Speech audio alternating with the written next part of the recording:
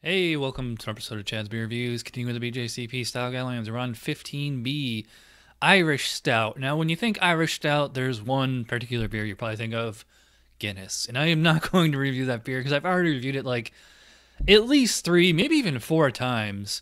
So we're gonna do another O'Hara's beer. This is O'Hara's Irish Stout, 4.3 ABV, so pretty light beer. Not no nitro in the bottle like that you would get like with Guinness. In fact, they mentioned that in the specs, so let's talk about that real quick. So 15B Irish Stout, overall impression, a black beer with pronounced roasted flavor, often similar to coffee. The balance can range from fairly even to quite bitter, with the more balanced versions having less or a little malty sweetness and the bitter versions being quite dry. Notice that they don't call it Irish Dry Stout. That's like a marketing term. It's just Irish Stout. Draft bottles typically are creamy from a nitro pour, but bottle versions will not have this dispense-derived character. The roasted flavor can be dry and coffee-like to somewhat chocolatey.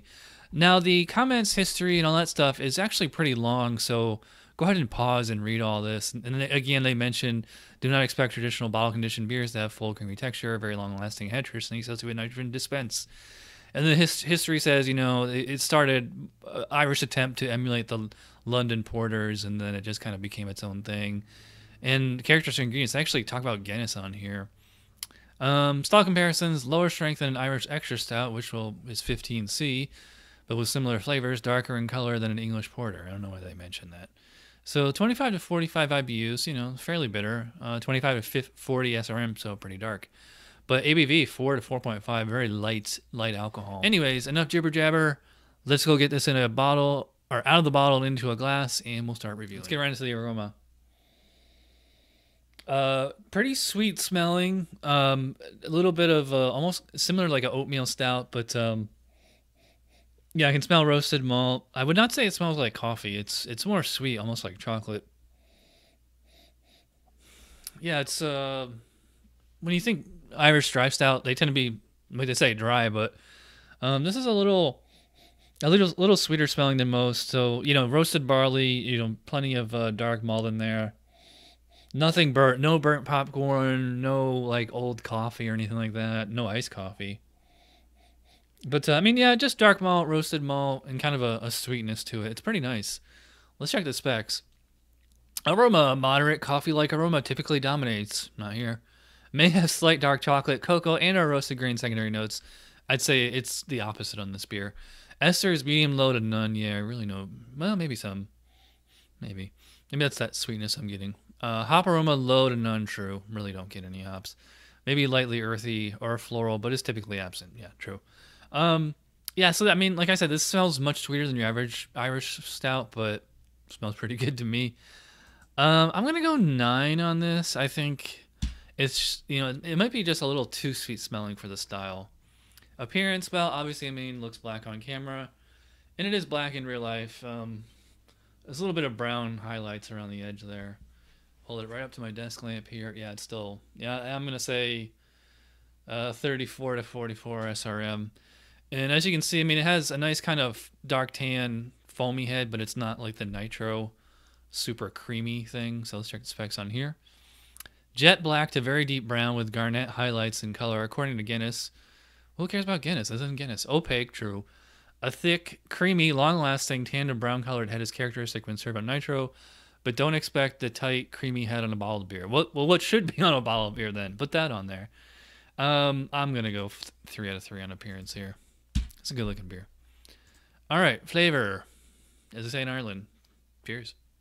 So have you ever had like a milk stout or a sweet stout? Kind of like that up front, not nearly as sweet. I checked their website. I don't think they put lactose or anything here. It said they do use wheat. And maybe there's some oatmeal in here. I don't know. So, you're just getting dark malt, just getting plenty of base malt. And then that whole second half is a pretty, I don't want to say sharp. It's not sharp. It's just dry, roasty bitterness. It's kind of like, deeply toasted toast, or, I don't want to go so far as to say burnt popcorn or anything. There's nothing acrid about it. Nothing like, ugh, It's just like that perfect level of roastiness where it's really nice. It's a pretty simple palate too. It's basically like two flavors. You get this sweet kind of, oatmeal stout kind of thing up front, and then the roasted malt on the back end. Nothing really in the way of esters, really nothing in the way of hops either. That roasted malt is accounting for all the bitterness, not really getting any hop flavor. So it's simple, but it's good. I could drink plenty of this. I like this. I think this tastes better than Guinness. Let's check the specs on here. Flavor: moderate roasted grain or malt flavor with a medium to high hop bitterness. That's weird. I really don't get hop bitterness. I get roasty bitterness. The finish can be dry and coffee-like to moderately balanced with a touch of caramel or malty sweetness. To me, it's the other way around. Typically has coffee-like flavors, but also may have a bittersweet or unsweetened chocolate character in the palate, lasting into the finish. Yeah. But again, it's backwards on this beer.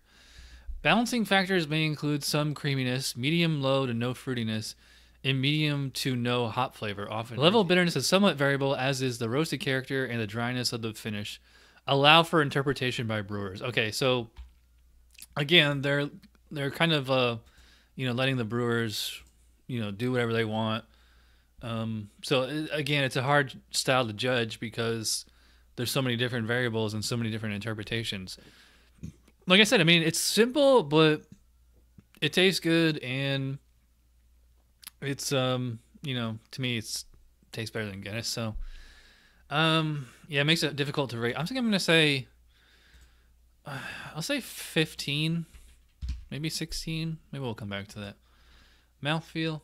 Well, obviously it's not on nitro, so it's not the super creamy velvety thing, but I'd say it's like a medium light body and medium light carbonation, but it is like the actual texture is really, really smooth, really easy to go down.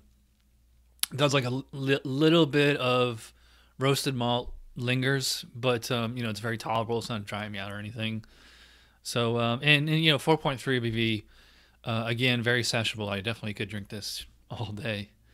Let's check the specs. Mouthfeel: medium light to medium full body with a somewhat creamy character. Low to moderate carbonation, true.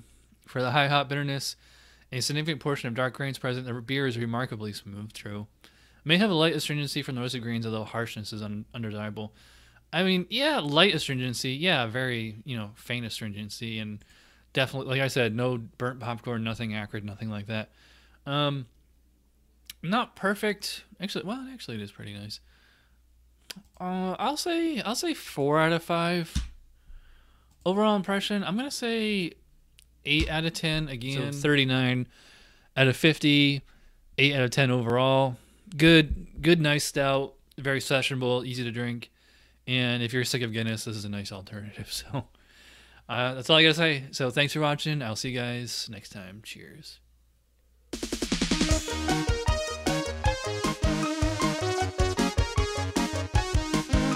Somebody brewed it, Chad just reviewed it. Thanks for watching Chad's Beer Review. Trust me, the next episode will be a lot better.